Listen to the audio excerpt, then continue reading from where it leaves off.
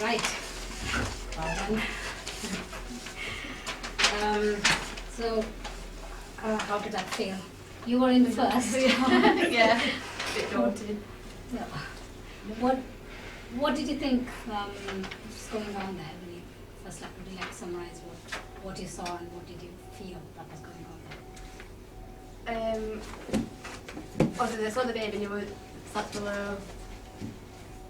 He was tachycardic and low BP, so I thought it was I did think to myself, I don't know from doctor's point of view, like something cardiac, or like rest were really high, so something cardiac wise. I just thought, need some help. What did people think were observing? Yeah. Did you ever vocalise that you thought it was cardiac? No. No. So I didn't know if it was or not, but just from what I saw. Do you think that would be a bad thing to do? No, Vocalise it? No, definitely not. I think most of the scenarios like this, people have noticed that is the problem, that people don't vocalize. Yeah. And vocalization does help. What do other people think of vocalizing when you're in a research scenario like this? I think it really helps. Yeah. Because sometimes you might be thinking something, the rest of the team are not thinking it, and prompt them into thinking that as well. So. Okay. Then you guys came in, and how did you think it went? So I didn't have a chance to do a lot because obviously I was very lucky and my registrar was running after me. But I just managed to get the very brief history. I just felt it was a bit quick, but I managed to get the information, like baby was unwell, was tachycardia, was tachypnoic and was dropping SAT. So by that time Mikola was already there and I didn't really have a chance to actually start examining the baby, but obviously then we started. I think you gave a really clear history because I knew from, not only from what you were saying, but the way that you were acting, that you were very worried about the child. So I knew that I wanted the information, but I also knew that we needed to act quickly. So I think, I was like, I got a lot of information from you that was really clearly given, I thought. That's a typical S-bar module of Hannah, isn't it? I think you used that appropriately. Yeah. What do other things? Yeah, I think so. And I think it's interesting that you picked up on the fact that you could tell that the nurse was concerned, and that's quite often something that we miss, isn't it, when we talk over the phone? Yeah. But, so we can pick up on those non-verbal cues, can't we, when we're with somebody? Yeah. So. And what made you feel?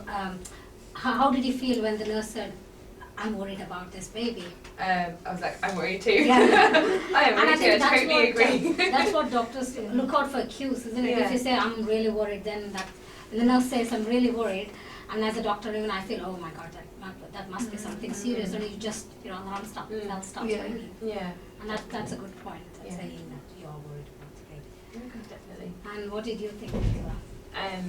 Well, I thought that a lot had been done already, so I was just trying to be a bit systematic about what I do, because otherwise I felt that we'd never get to the bottom of it. So I just thought I'd keep going back to ABC and just seeing what was going on. So in my own head, I could say, this is what I've done, this is what I haven't done, I know what I have to think of. So, and I thought I was trying to be quite clear to everyone what was going on, or at least what order of things were going on in my head, because it's often quite scattered in there. But so yeah. How did you feel, Mikola? I feel that I had a very clear leader. There was a clear leader in the scenario, and I had very clear instructions in terms of what she wants me to do. And what she's thinking, she clearly said that initially with a prolonged capillary filter, okay, I'm thinking about sepsis and cardiac, and then obviously when the first bulletin of the reassessment was very clear that things did change, and she did say that very clearly that she thinks it is like, so it was very clear. Really going down the route of.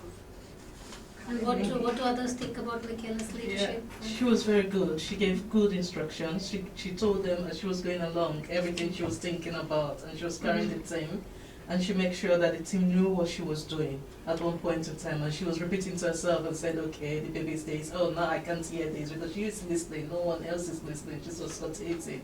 So she could tell them, oh now the mom is there, but this is gone, breath sounds like a feel. So she really carried the team along, and she gave very clear instructions, so everybody at one point knew what she was doing, which is very good in a case like this. Yeah.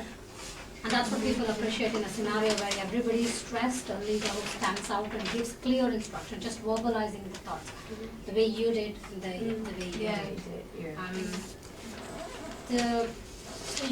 I noticed that you went back for checking ABC. What made you do that? Just because I think at one point we knew that the sats were low, and I could still hear the grunting, and I knew that there was cardiac stuff, but I felt that we hadn't really addressed everything. So I thought rather than try and do one bit and then not see what the effect of our bolus was, I knew that we needed a bolus. I wanted to go back and start again and go, right, what haven't we done? And then in my head I was going, I really want to give another bolus, but I know that airway's going to go. So that's why I was like, oh, this is what I want to do. I think that's what, I mean, it's good. Yeah. Often in a research scenario, we forget that we have to go back to the ABC and keep rechecking it, and that's always good. Go back to your ABC and make sure they're okay, because one can affect each other quite easily. And if you've not got the AB right, and whatever you do with the C, it's not, the baby's not going to get better.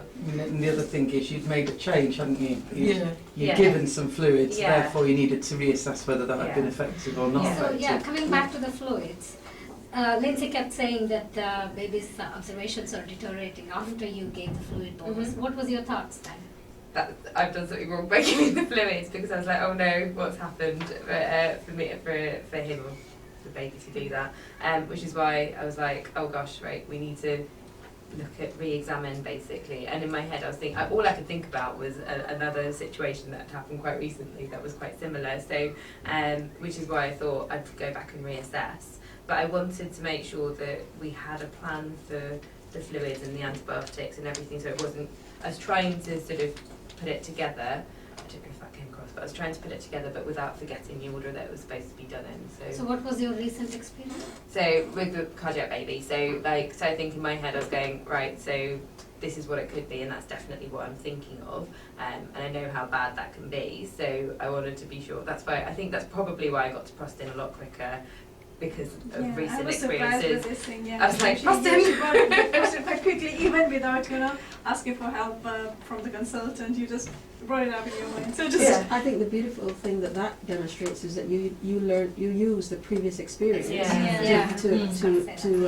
actually impart on this, just like you could use this experience today onto something else. So what did everybody think was wrong with the baby? What was going on? Because the fluid bolus kept making the baby worse. The baby kept, I mean, that was the same thing that happened with the baby.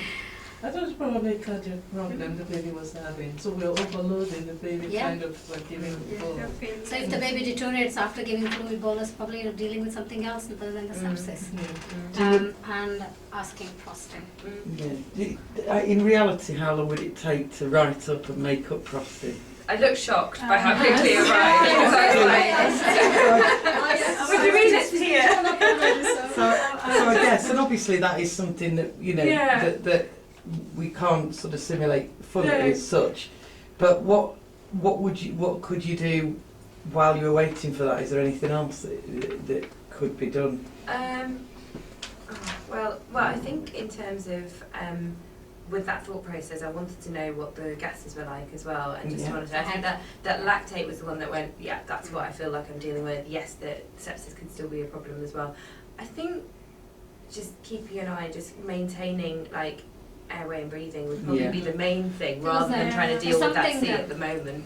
Something I noticed, Kiki was, I don't know what you felt, but I thought Kiki was standing at the last bit of scenario, not knowing what to do, or she was just observing. Would you have used her in any different way while you were giving the second bolus, and you're thinking about Prostin?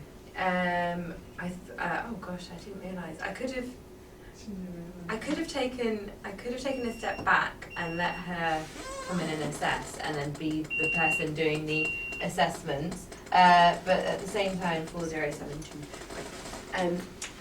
which would mean that I would have been able to take a step back and look at the scenario slightly differently as well, and have some thinking time, because I was the person doing stuff as well as. So I think she was ready to give me the instructions to ring the consultant, because she was dealing with I think we were in stop at that point. I think this is what I was feeling, that this was kind of my job to do, to ring for some help now, because there was nobody else available. And this is so what was the differential? It's a cardiac baby, as you said. Yeah. What could be, because the blood pressure was low. How do you make a diagnosis? I mean, of what would have helped you to make a diagnosis of what sort of cardiac condition is this? An echo would have been great, but we're not going to get that straight away. But unless you were around. But clinically, there was a lot of clues. So in terms of the persistent tachycardia and the low blood pressure and the lactate, the gas, it was metabolic sort of acidosis, and I was waiting to hear that the CO2 was actually high. It was a mixed sort of picture, but actually it was a very clear metabolic acidosis, and I was like, whilst that could still all be sepsis, all the other things and like that long tapping feel and the murmur, all of that put together was the thing that made me go, this is cardiac, but I want to make sure the sepsis is addressed as well. That's perfect. Yeah. So from cardiac point of view, what do you think? Which type of cardiac problem? Well, clearly a duct-dependent circulation, but well, baby wasn't cyanotic, but quite clearly had low SATs. So it could be anything. Well, it could be anything, to be honest. It could be really severe aortic stenosis, coarc, because I couldn't feel the femorals, obviously. All the hyperplastic, not really. Hyperplastic, yes, because it could be. Why would you think asthma could have been hyperplastic and not coarctation? Femorals were palpable, were they? No, I thought I could feel them, but apparently they weren't there really. They were weak. They were weak. So that's because he was in shock as well. Okay. The pulse pressure was 20. 40 over 20. 40 over 20. So the pulse pressure was I think it was wide. Anybody else want to add any comments? Why is it hyperplastic and not coarctation? Because with the case, no matter what Nicola was doing, baby wasn't picking up at all. It was like the case we saw when the baby came in, when I was on call. Yeah. Even when we're trying to pull the fluid, give him bolus and everything, the baby didn't pick up. And that says it's cardiac. Yeah. To differentiate between coarctation and hyperplastic left heart, in coarctation you have a pre and post ductal difference. I forgot my favorite so that wasn't checked, So in hyperplast you don't have that difference because hyperplastic heart itself is quite small. So it's going to have throughout, you're going to have low saturations and low blood pressure. While in coarctation you will have a difference between upper limb and lower limb, that's pre and post ductal. And that baby which we saw recently looked alert and looked crying, but pH was 6.8. So its clinical picture and the blood picture didn't fit in because in hyperplast the blood flow to the brain is preserved, and that's why they don't lose breathing. While in sepsis and stuff, if the pH of 6.8, they will collapse. They will just lose their breathing, lose their brain consciousness. So that's the way you differentiate. So in a cardiac baby, their brain blood supply is maintained, so they look alert and happy. But in a baby with sepsis, they're generally unwell. Okay. So how did you feel your opinions were taken or respected? Yeah, definitely. Obviously, as soon as Kiki came in and then Nicola, I told them exactly what I was concerned about what happened, and they just acted upon him straight away and like took into account everything that I said and just acted upon everything. Is there anything you want to ask? I guess a little bit, yeah. But I wanted to make a comment on some of the communication I saw, which I thought was really good in terms of what can happen in a busy recess. When you asked for Sophie to go and get the consultant, 2 points. One, declaring who you are. So when you came in, you said it was a bit busy. You said, "Hold on a second. I'm Nicola and I'm the paediatric registrar." That's incredibly helpful. A lot of times we run into a scenario and people just get busy, forget to say who they are. And secondly, you used a really good example of closed loop communication. So you said, "I want you to go and do something, come back and tell me you've done it." Oftentimes, in a busy situation, you can lose some of the communication, and actually, if you just said, "Go and get this, go and get that," and 5 minutes later it hasn't come, well, that's because you haven't told the person to let you know it's happened. So that was a really good example. There is few things that I want to add. It is not because this is something that we do quite frequently as obviously. So when we start with airway, like airway breathing, and then you were told like obviously the baby's grunting, breathing is there, rest is there. The sats were 80%, but we went to circulation without actually sorting out the sats. So that was something that I just thought that whether we should actually thought of establishing the respiratory and then checking the circulation. Circulation-wise, that was fine. That was actually very, very good. Thinking of low perfusion and IV fluids as well, and thinking about the blood pressure and tachycardia, thinking about shock and things. That was good as well. At the point actually, because whenever we see such a scenario, we usually, because we do ask for help quite early. So I think that the help was called a little later. It could have been called a little earlier.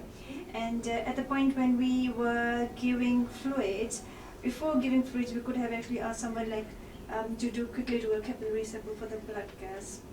And that you didn't ask. I did But ask, it but I came think, later, it came a bit later. like everything was done. It was Yeah. just done. Yeah, no, fair enough. Everything was done. There's nothing that has been missed. That was great actually. I wouldn't have actually thought of frosted at all at this point. I mean, that's the whole point of bringing the scenario early, because recently that was we very, had very this. clever.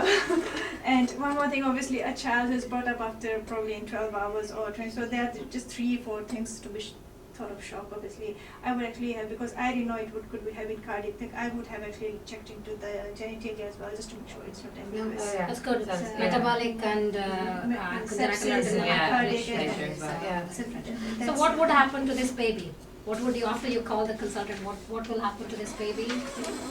Would the baby stay in the unit, or what will you do? What else? You started prosting, and Lindsay was giving the AV support.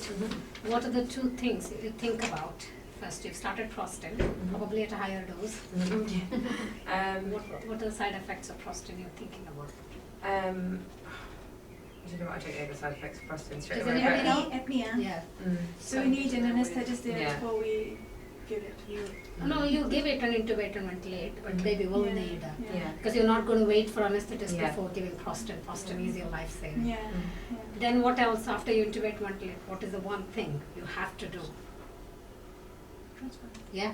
Baby needs to be in the cardiac Oh, center. yeah. I think so. I was planning on You did keeping the mention baby. it. Yeah, she did. I did cover it. You mentioned embrace. I just wanted to Yeah. bring the points that needs stuff. Yes, Yeah, you she's did. the You guy. did. You said it. Yes, exactly. Yeah, you did actually You see, say that. Makla, you were getting so break. believing in the Yeah, scenario. You can't even. You are all quite nicely involved. Everything was there. But it was just So, bring it to conclusion. all the ingredients were there. When faced with similar scenario, after the discussion, the points which I noted that it's quite important you approach the baby in ABC pathway. Think about cardiac when the baby is not getting better. Start prostin early, and cardiac babies need transferred out. It's quite important to verbalize the thought, respecting each other, and somebody giving clear communications. Yeah, is there, if you all want to take one thing from this scenario, I would like everybody to say one more thing, so we would put that in future practice. Is there anything you'd want I'll to vocalise now like what I think it is. If I'm wrong, it always gives people, another idea or another thought of what it could be, even if it is not the right one. No, that's So, Well, absolutely, you shouldn't doubt yourself in that, because you're as entitled to your opinion about what you think it is as anybody else's. yeah, and then if it is, And they didn't like I think say, about it, you might have might you might prompt something Yeah. that they've not quite thought of. Yeah. And that happens often. Yeah, Sometimes. Yeah, it's all It doable. definitely helps. Yeah, it does help. It does really Because the help. person who's doing everything is also under stress, and we are all human beings, and Yeah. often things get forgotten, so it's nice to prompt and say. I totally agree with you. And what have you taken? I think probably that just because you're the registrar that's dealing with the situation doesn't mean that you have to deal with it by yourself. So call for help earlier. Don't try and push it until the point that you feel like you need that help more quickly. So that would be what I'd say. Okay, what have you got? Communication is the key point in every scenario, and then obviously, as kind of junior doctor there, just try and if you have to offer something, try and kind of offer it in advance. For example, in case that that you will be the person who can ring now without waiting. Like, could I go and ask? Do that. So offer yourself to. It's good. Asma. Yeah, I would say I would ask for as many people as possible to get help, like for respiratory anesthetic immediately. The consultant should be knowing that we are dealing with something. And obviously if you've got maximum help around. And then actually later on, if we think that the child is getting better, we can then, okay, fine, thank you, you can go. But at the point, I would actually ask everybody to be there. This is my first ever one. How did you feel? I thought it went really well. So I thought they all quite spoken and seen clearly and you vocalised all your thoughts, which was helpful to like me in my situation, not knowing what to do in a research situation. You feel like you gained something from Yeah. it, you learned something. Yeah. That's really good. Yeah, from what happened in the scenario for today, it takes two things. Sepsis, and could it be sepsis, could it be cardiac, could it be respiratory. And what Nicola has done today just showed us that, and from the scenario we saw there, is you give him fluid, the child is getting worse, stop your fluid. It's not, it's cardiac, most likely. And that baby will deteriorate very fast if you continue to push him fluids. Yeah. Correct.